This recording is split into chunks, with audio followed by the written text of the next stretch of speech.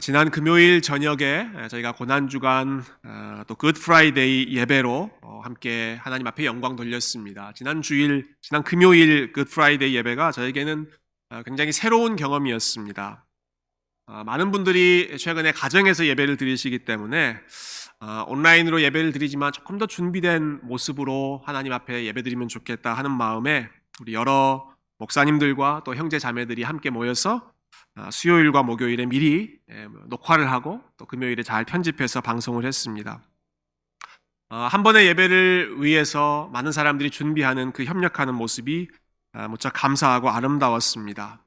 특히 금요일에 예배를 녹화해서 드렸기 때문에 그 시간에는 저도 이 장소에 있지 않고 저희 집에 가서 저희 아이들과 함께 온라인 예배로 굿 프라이데이 월십을 드렸습니다. 그 시간이 저에게 참 유익한 시간이었습니다.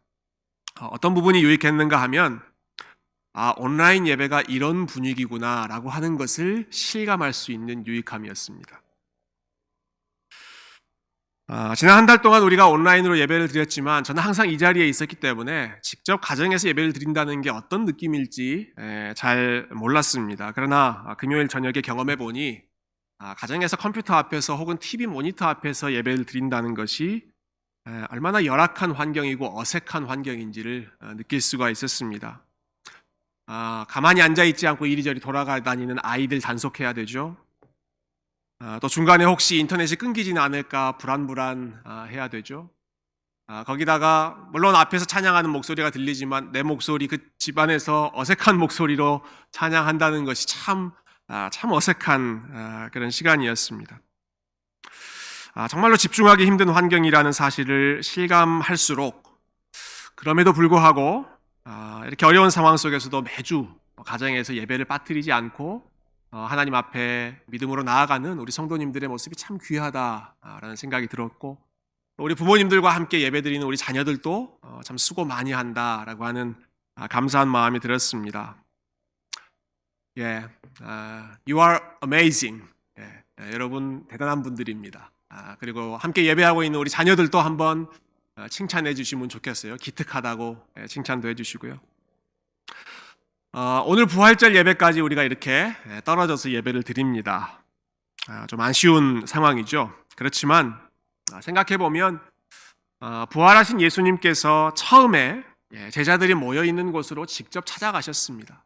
제자들이 함께 모여서 셀러브레이트 한 것이 아니라 그들이 두려움 가운데 슬픔 가운데 숨죽이며 숨어 지내던 그곳으로 부활하신 주님께서 찾아가시고 Peace be with you. 너희에게 평강이 있을지어다. 평강을 선포해 주시고 숨을 내어 주시면서 성령을 허락해 주셨던 것을 기억합니다. 오늘 각자의 자리에서 부활주일을 보내고 있는 우리 세교회 모든 성도님들의 삶에 이 시간 주님께서 성령 가운데 찾아와 주시고 여러분들에게 평강을 마음껏 부어주시기를 주님의 이름으로 축원드립니다. 오늘 말씀으로 한번 들어가 보죠. 예수님께서 돌아가신 지 3일째 되는 아침이었습니다. 몇 명의 여인들이 예수님의 무덤을 찾아갑니다. 한 가지 분명한 것은 이들이 지금 무덤을 찾아가고 있는 이유는 절대로 예수님의 부활을 기대해서가 아니었다라는 것입니다. 예수님께서는 십자가에 달리시기 전에 미리 예고하셨습니다. 내가 고난받고 죽지만 3일 후에 다시 살아날 것이다. 요나의 표적도 말씀하셨고 너희가 성전을 허물어라 그러면 내가 3일 만에 일으키겠다라는 말씀도 하셨습니다. 그러나 예수님 주변에 예수님을 따르던 사람들 중에 그 누구도 그 말씀을 중요하게 생각하지 않았습니다. 한 가지 재미있는 것은 예수님께서 예고하셨던 이 부활을 아주 진지하게 마음에 담고 있었던 사람들은 역설적이게도 예수님을 죽였던 종교 지도자들이었습니다. 그들이 예수님을 십자가에 못 박은 후에 빌라도에게 찾아가죠. 불안한 마음에 빌라도에게 요청합니다. 우리가 예전에 들어보니 이 예수라고 하는 사람이 자기가 죽은 다음에 다시 살아난다고 했습니다. 3일 만에 다시 살아난다고 했는데 혹시라도 그 제자들이 그 말대로 예수님의 시체를 훔쳐가고 나중에 우리 주님이 다시 살아나셨다 이렇게 헛소문을 낼 수도 있으니까 그 무덤을 꽉 잠궈주시고 군인들을 보내서 그 무덤을 지켜주십시오. 이렇게 빌라도에게 요청하죠. 비록 예수님의 말씀을 믿지는 않았을지라도 이 종교 지도자들은 예수님께서 그런 부활을 예고하셨다라는 사실은 기억하고 있었던 것이죠. 그러나 다른 제자들은 상황이 다릅니다. 이 여인들도 마찬가지입니다. 예수님께서 부활을 예고하신 사실, 그것을 마음에 깊이 생각하고 있지 않습니다. 뭘 보면 알 수 있는가? 그들이 지금 예수님의 무덤 앞으로 가면서 손에 들고 있는 물품을 보면 알 수 있습니다. 그들은 예수님의 무덤에 찾아가서 예수께 바르기 위하여 향품을 사서 들고 걸어가고 있습니다. 이 향품을 사서 들고 갔다라고 하는 것은, 이 향품은 죽은 시체에 부패하는 냄새를 막기 위해서, 그 냄새를 좀 좋게 보존하기 위해서 가지고 가는 것이, 쏟아붓는 것이 향품이지 않습니까? 그러니까 이 향품을 사서 들고 간다라고 하는 말은 꿈에도 예수님이 다시 살아나셨을 것이다 라는 생각을 못했다라는 것이죠. 무덤 속에 죽어 있는 상태로 계시다는 것을 이 여인들이 생각하고 있다는 증거입니다. 뿐만 아니라 이 여인들이 예수님의 무덤을 향해서 걸어가면서 서로 하고 있는 대화, 그들이 걱정하면서 말하는 그 말을 또 생각해 볼 수 있습니다. 이들이 이렇게 이야기하죠. 누가 이 무덤의 돌문을 굴려줄 수 있을까? 그들의 걱정입니다. 현실적인 고민이었습니다. 예수님이 어디에 묻히셨는지를, 어떤 무덤에 묻히셨는지 여인들을 잘 지켜봤습니다. 그 무덤은 큰 바위를 파놓은, 그래서 일종의 동굴과 같은 무덤이었고, 그 입구를 큰 돌로 막아놓고 있었죠. 조금 전에 말씀드린 것처럼 특별히 종교 지도자들은 아주 신신당부, 어느 누구도 그 안에 들어가지 못하도록 꽁꽁 그 문을 잠궈놓고 군인들이 그 무덤 주변을 지키고 있는 상황입니다. 그러니까 누가 가더라도 문을 열고 무덤 안으로 들어간다, 예수님의 시신에 향품을 부어서 보관한다 하는 일들을 할 수 없는 상황이죠. 그러니까 이 여인들이 걱정하는 것이 당연합니다. 누가 우리를 위해서 문을 열어주려? 여러분, 그런데 한 가지 놀라운 점은 그들이 이렇게 걱정하면서도 이 여인들이 무덤을 향해서 계속 걸어가고 있다는 사실입니다. 자기들 힘으로는 문을 열 수 없다는 사실을 알고 있었습니다. 제사장들이 막아놨고 군인들이 철저하게 지키고 있다는 사실도 알고 있었습니다. 그런데도 그곳을 향해 걸어가고 있습니다. 자기들이 걱정하면서 주고받는 말을 보면 이 여인들에게 대책이 없습니다. 현실적인 해결책이 없습니다. 어떡하지 걱정만 하고 있습니다. 그런데도 무덤을 향해서 발걸음은 계속 걸어가고 있는 것이죠. 머리로는 방법이 없다는 것을 알면서도 마음으로는 계속해서 그 예수님의 무덤을 향해서 가까이 나아가고 있는 것입니다. 저는 이 여인들의 모습이 우리가 가지고 있는 이 믿음의 아주 중요한 측면을 보여주고 있다고 생각합니다. 믿음에는 여러 가지 요소가 있습니다. 특별히 우리가 이해하고 알아야 하는 지적인 요소, understanding의 요소가 분명히 있습니다. 성경을 알면 알수록, 하나님에 대해서 알면 알수록 우리가 더 풍성한 믿음을 가질 수 있습니다. 그래서 우리가 열심히 성경도 공부하고 성경도 읽고 이번에는 성경도 쓰기도 하고, 또 지난 주 중에는 신학 산책이라고 하는 그런 프로그램을 시작해서 여러분들과 신학적인 지식도 함께 나누는 것이죠. 우리가 아는 만큼 더 하나님을 잘 믿을 수 있기 때문입니다. 그렇지만 아무리 노력하고 아무리 이해하려고 해도, 아무리 설명해 보려고 해도 이해할 수 없는 부분이 있습니다. 머리로 잘 정리되지 않는 그러한 부분들이 있습니다. 그런데 믿음은 그럴 때 포기해버리는 것이 아니라, 방법이 없다고, 해결책이 안 보인다고, 설명이 안 된다는 것 때문에 포기해버리는 것이 아니라, 그럼에도 불구하고 계속해서 걸어가는 것, 그것이 진짜 믿음입니다. 머리는 워크하지 않는 것처럼 보여도 그 순간에도 계속 주님을 향한 마음은 계속해서 걸어가고 있는 것이죠. 그래서 어떤 신학자는 이 사실을 참 아주 재치 있게, 그리고 통찰력 있게 표현했습니다. 믿음을 이렇게 정의하더라고요. 믿음은 모든 문제에 대한 해답을 아는 것이 아니라 해답을 모르는 상황에서도 걸어가는 법을 배우는 것입니다. 이것이 기독교 신앙의 진정한 매력입니다. 멋있지 않습니까? 네. 다시 한번 들려드리겠습니다. 믿음은 모든 문제에 대한 해결책과 해답을 다 속속들이 아는 것이 아니라 해답 몰라도 해결책 없어도 그래도 계속해서 걸어가는 법을 훈련하는 것입니다.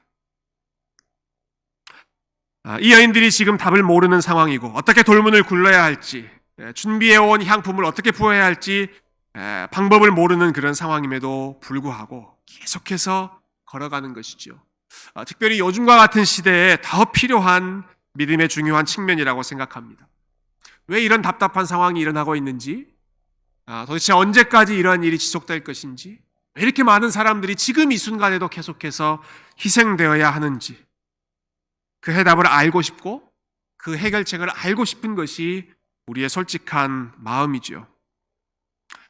그러나 진정한 믿음은 해답을 다 알거나 해결책을 다 아는 것이 아니라 답답한 상황에도, 현실적인 방법을 다 알지 못하고 있는 그런 상황에도 묵묵히 걸어가는 것입니다.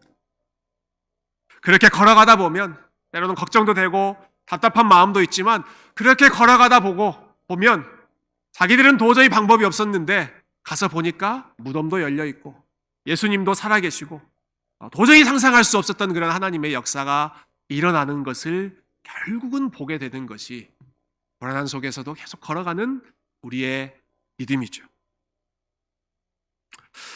이 당시 여인들의 마음을 조금 더 정확하게 표현해 본다면, 저는 그들이 걸어갔다라고 표현하기보다 걸어가지 않을 수 없었다라고 표현하는 것이 조금 더 적절한 표현일 것 같습니다.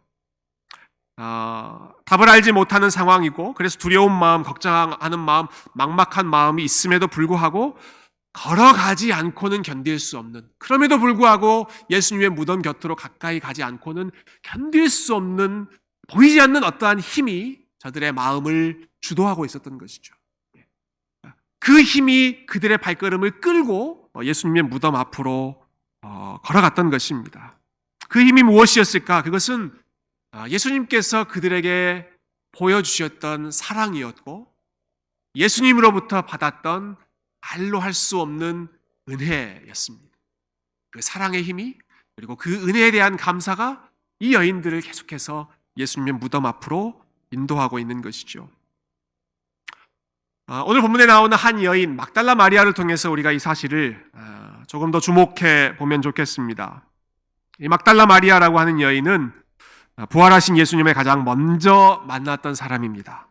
근데 이 여인의 과거가 아주 흥미롭죠. 오늘 9절 말씀 보면 이렇게 기록하고 있습니다. 예수께서 안식 후 첫날 이른 아침에 살아나신 후에 전에 7 귀신을 쫓아내어 주신 막달라 마리에게 먼저 보이셨다. 여러분, 이 막달라 마리아라는 여인의 특징은 무엇입니까? 이 여인은 이전에 7 귀신 들린 여인이었습니다. 7 귀신 들린 여인이었다. 이번에 마가복음을 직접 쓰고 계신 분이 많이 계시죠. 마가복음에 보면 귀신 들린 사람들의 이야기가 많이 나옵니다. 그들의 형편이 얼마나 처절한, 비참한 상황이었는지를 여러 차례 볼 수 있습니다. 수시로 경련을 일으키고 사람들 앞에서 시도 때도 없이 소리를 지르고 때로는 무덤에서 살면서 자기의 몸을 자해하기도 하고 사람들에게 공포심을 조성하기도 하고 불 가운데 들어가기도 하고 넘어지기도 하고 땅을 구르기도 하고, 그러한 온갖 이상한 행동을 했던 사람들이 귀신 들린 사람들의 모습이었죠. 그런데 막달라 마리아는 자그마치 7 귀신 들린 여인이었다.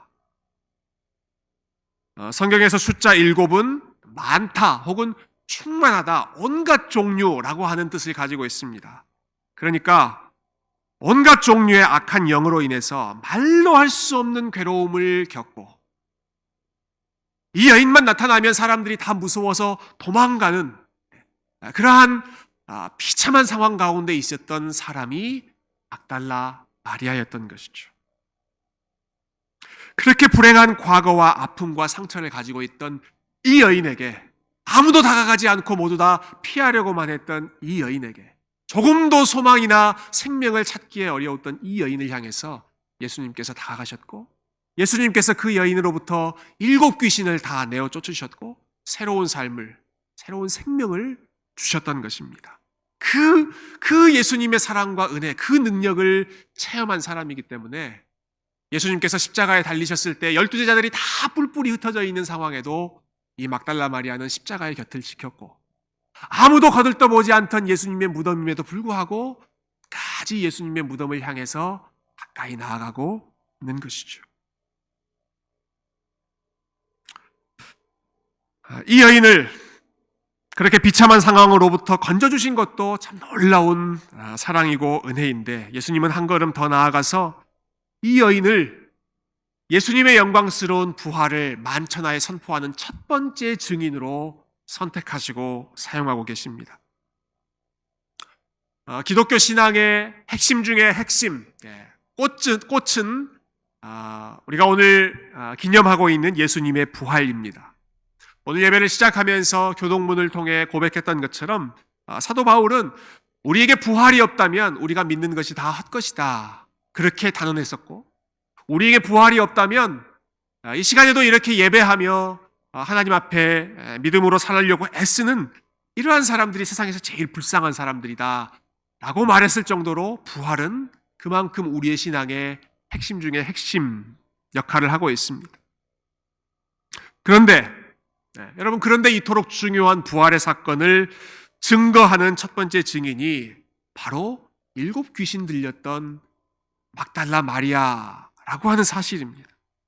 이 여인에게 예수님이 제일 먼저 나타나시고, 베드로든 요한이든 다른 어떤 제자들 간에 이 여인을 통해서 예수님의 부활의 소식을 전해 들었던 것이죠. 부활의 소식을 주님 다시 오시는 날까지 계속해서 증거해야 하는 이 복음의 경주, 이 계속해서 릴레이로 경주해야 하는 이 레이스에 있어서 첫 번째 스타터, 첫 번째 스타팅 멤버가 바로 막달라 마리아였다라고 하는 사실이 여러분 얼마나 놀라운 그런 사실인지 모릅니다. 저는 운동 경기 보는 거 좋아하는데요. 특별히 NBA 농구 경기 보는 거 좋아합니다. 요즘에 모든 스포츠가 다 중단돼서 좀 심심하죠. 근데 이 NBA 경기를 보면 운동 시작하기 전에 각 팀의 선수들을 소개하는 시간이 있습니다. 재밌습니다. 원정팀 선수들은 그냥 대충 소개합니다. 누구 그냥 소개하지만 자기 팀, 홈팀 소개할 때에는 벌써 조명부터 달라지고 음악부터 달라지고 장내 아나운서가 아주 흥분하면서 소개하죠.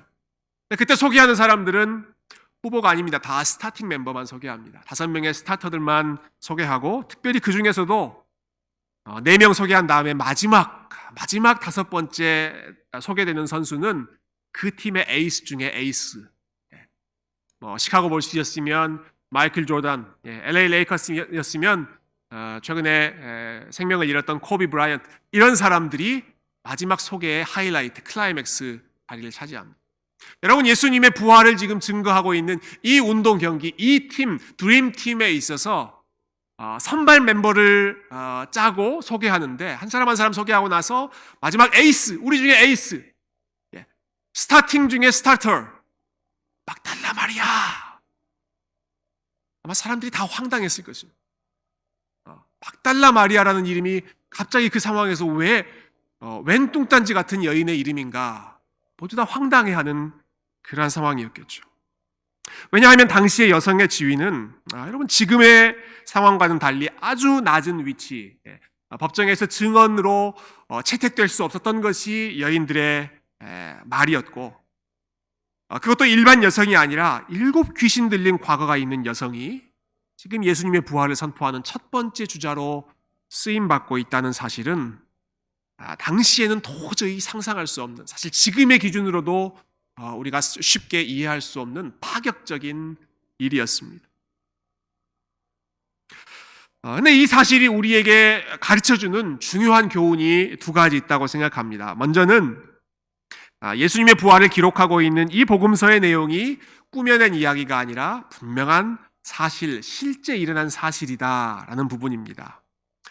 픽션이나 혹은 페어리테일, 동화 같은 이야기가 아니라 이것은 팩트다라고 하는 것이죠.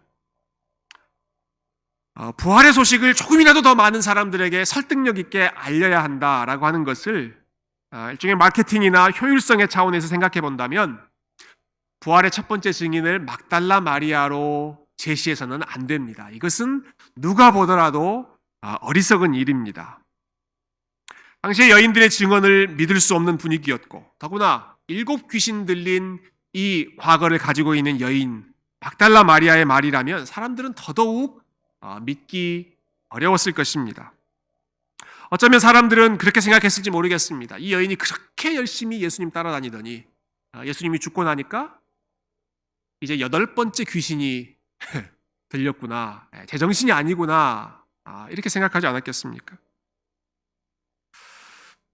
사람들에게 부활을 알리는 더 좋은 위치에 있었던 사람은 저는 아리마대 사람 요셉이었을 거라고 생각합니다. 그는 남자였습니다. 부자였습니다.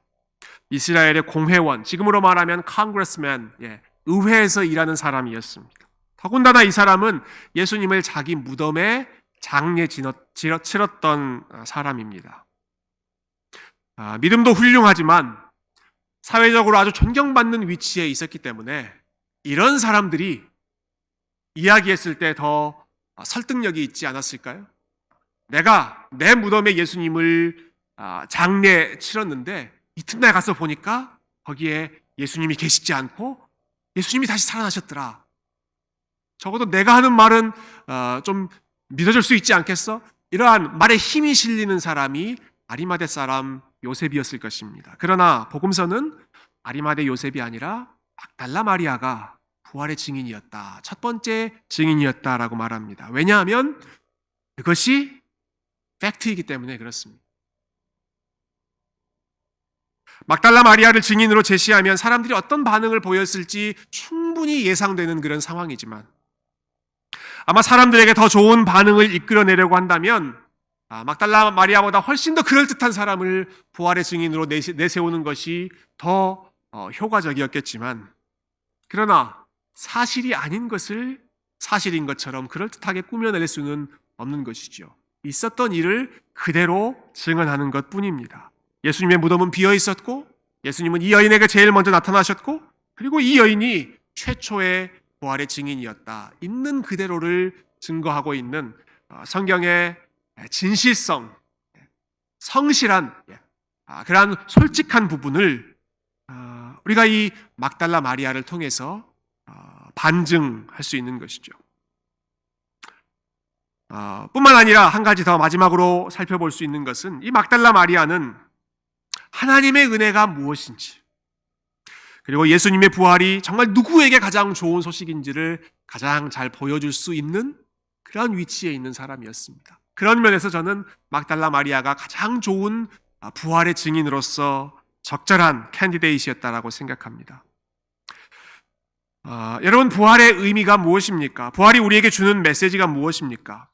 예수 그리스도의 부활은 약한 자를 들어서 강한 자를 부끄럽게 하시고 가장 낮은 자리에 있었던 자를 높이 들어 존귀하게 사용하시며 절망 속에 있던 자에게 새로운 소망을 주시는 하나님의 지혜이고 하나님의 능력입니다. 예수님께서 십자가에 달려 돌아가시고 무덤에 묻히셨을 때 예수님은 더 이상 낮아질 수 없는 곳까지, 가장 낮은 곳까지 떨어지셨습니다. 그러나 예수님의 삶이 거기서 끝나지 않았습니다. 사람들은 예수님의 부활을 막아보려고 온갖 방법을 쓰고 온갖 노력을 다했지만 예수님은 그들이 굳게 막아놓은 그 무덤을 활짝 열고 나오셨습니다. 그들의 지혜, 그들의 힘, 그들의 권력을 한없이 부끄럽게 무력화시키시는 것이죠.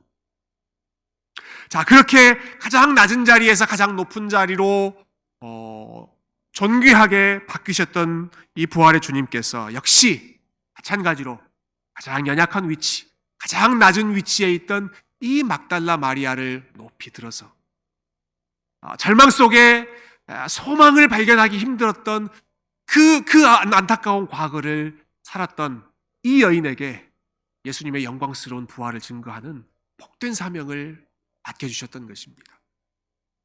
부활은 연약한 자를 강하게 하시는, 낮은 자를 높이시는 하나님의 지혜이고 소망이기 때문에 그렇습니다. 여러분, 이 이야기가 마가복음에 처음 기록되었을 때 마가복음을 최초로 읽었던 독자들은 로마에 있었던 그리스도인들입니다. 로마에서 신앙을 지키던 그리스도인들, 그들은 로마 제국으로부터 박해받는 공동체였습니다. 자유롭게 모여서 예배할 수 없었습니다. 숨어서 지하에서 모였습니다. 사회적으로 따돌림을 당했고 현실적으로 불이익을 당했습니다. 심지어는 많은 사람들이 재산을 잃고 사회적인 관계로부터 소외되고 심지어는 생명을 잃는 그러한 아픔도 겪었지요. 그런데 그럼에도 불구하고 예수님이 좋다고, 예수님이 다시 살아나셨다고, 예수님이 유일한 소망이라고 예수님 따라가는 사람들이 이 마가복음을 처음 읽었던 독자들, 로마에 있는 그리스도인들이었습니다. 그들이 막달라 마리아와 비슷한 위치에 있었던 사람들이죠. 바로 그들을 향하여서 마가는 예수님의 부활의 복음을 들려주는 것이고 막달라 마리아의 이야기를 들려주는 것입니다. 그들에게 이렇게 격려하는 것이죠. 여러분이 걸어가고 있는 그 길이 맞습니다. 여러분이 바라보고 있는 그 예수님이 길이요 진리요 생명이신 분 맞습니다. 아무리 어렵다고 하더라도, 아무리 상황이 암담하고 하더라도 계속해서 그 길을 걸어가십시다. 예수님께서 십자가에서 패배하신 것 같았지만 부활을 통해 다시 승리하셨던 것처럼 우리 역시도 세상에서는 패배하고 무명한 자이고 환난을 당하는 것 같은 그러한 열악한 상황에 있지만 우리는 이미 예수 그리스도 안에서 승리했고 앞으로도 우리는 계속해서 승리할 것입니다. 주님께서 승리하신 분이기 때문입니다. 이 메시지를 초대교회 공동체에게 막달라 마리아의 이야기를 통해서 그리고 예수 그리스도의 부활의 능력을 통해서 들려주고 있는 것이죠. 그리고 이 이야기는 오늘 이 시대를 살아가는 저와 여러분에게도 동일하게 우리를 향해서 격려하고 있는 하나님의 굿뉴스, 복음의 소식인 줄로 믿습니다. 사랑하는 성도 여러분, 부활의 능력은 단순히 우리의 삶을 조금 더 편하게 해주거나 조금 더 안정적으로 만들어주는 일종의 마법 혹은 일종의 주문과 같은 것이 아닙니다. 생각해보면 여러분, 부활하신 주님을 만난 후에 사람들의 삶은 더 힘든 일들을 많이 겪었습니다. 어려운 일들을 많이 겪었습니다. 베드로도 그랬고 스데반도 그랬고 우리가 잘 아는 사도 바울도 부활하신 주님을 만난 이후에 오히려 가시밭길, 십자가의 길을 걸어갔던 믿음의 사람들이었죠. 그렇지만 그들이 십자가의 길을 걸어가고 고난의 길을 걸어가고 참 세상에서 말로 할 수 없는 환난을 겪음에도 불구하고 그럼에도 불구하고 계속 걸어가지 않을 수 없었습니다. 눈에 보이는 세상의 현실이 전부가 아니라 부활의 영광이 그들을 기다리고 있었기 때문이고 아무리 어렵고 힘든 상황이라고 하더라도 예수 그리스도를 죽은 자 가운데서 다시 살리셨던 그 하나님의 능력이 자신들의 삶을 붙잡고 계시다는 것을 믿었기 때문이고 무엇보다도 죄로 인해 멸망받을 수 없었던 자격 없던 우리를 하나님께서 사랑하시고 긍휼히 여겨주시고 포기하지 않으시고 예수 그리스도의 부활을 주님 다시 오시는 날까지 선포하게 하는 이 영광스러운 직분을 맡겨주셨다는 그 감사한 마음 때문에 그들은 계속해서 걸어가야 했고 걸어갈 수 있었던 것이죠. 마찬가지입니다. 우리도 그 부활의 능력 때문에 그 부활의 소망 때문에 오늘도 계속해서 우리에게 맡겨주신 길을 걸어가야 하고 걸어갈 수 있습니다. 여러분이 잘 아시는 것처럼 해피 이스터라고 하는 인사를 하는 것이 무색할 만큼 어두운 상황입니다. 우리가 예배드리는 지금 이 시간에도 아마 희생당하고 있는 사람들이 많이 있을 것입니다. 이러한 어두운 상황, 이러한 답답한 상황에서 해피 이스터라는 말을 할 수 있을까? 참 한편으로는 우리의 마음이 어둡지만 그럴수록 우리는 해피 이스터를 외쳐야 합니다. 그럴수록 부활하신 주님을 높여야 합니다. 부활의 소망을 붙잡아야 합니다. 진정한 해피니스, 진정한 행복은 우리의 상황이 안정되는 데서 오는 것이 아니라 부활하신 주님을 만나고 주님과의 관계에서 주님과의 동행에서 그리고 그 주님을 더 사랑할 때만이 우리에게 진정한 행복이 주어지기 때문입니다. 오늘 저는 이 설교를 제가 좋아하는 찬양을 여러분과 한번 같이 부르면서 오늘 설교를 마무리하고 싶습니다. 독일의 본 회퍼라고 하는 아주 유명한 목사님이시죠. 이분이 지었던 시에 멜로디를 붙여서 만든 찬양입니다. 2차 대전 중에 독일의 히틀러에게 반대한다는 이유로 본 회퍼 목사님이 감옥에 갇히고 결국은 그곳에서 생명을 마치셨습니다. 그러기 직전에 감옥에 있으면서 본 회퍼 목사님이 마지막으로 쓰셨던 시가 선한 능력으로 라고 하는 제목의 시입니다.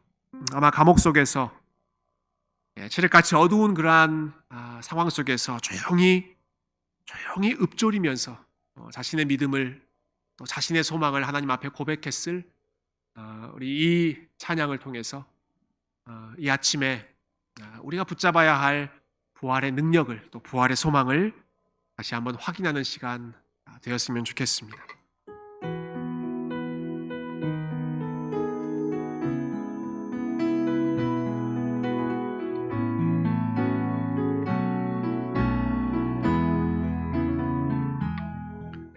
그 선한 힘에 고요히 감싸여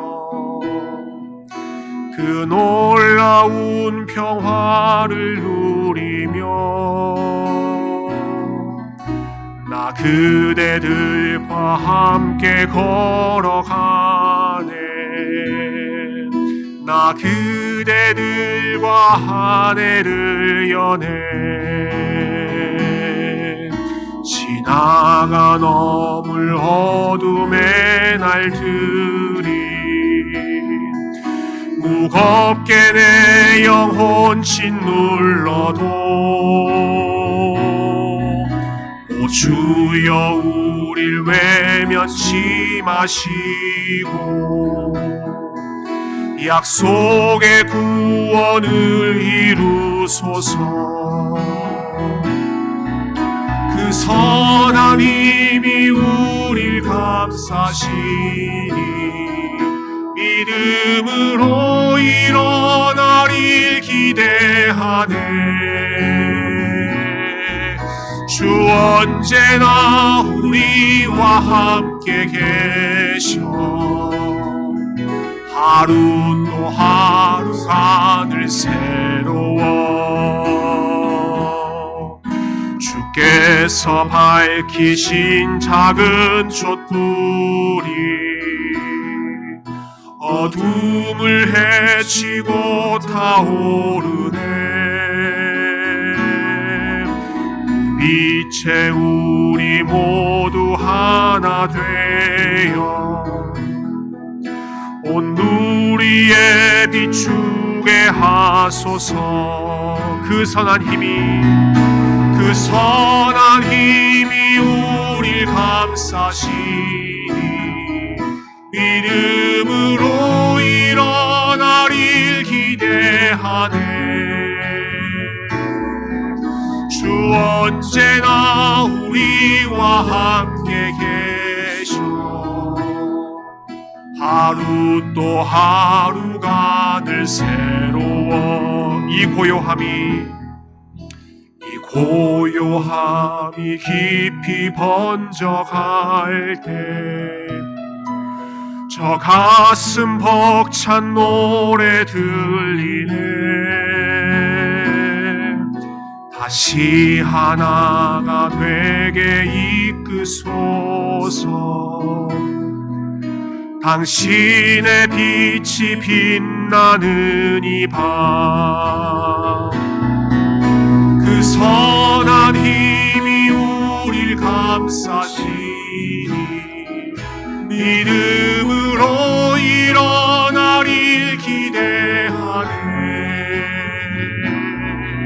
주 언제나 우리와 함께 계셔 하루 또 하루가 늘 새로워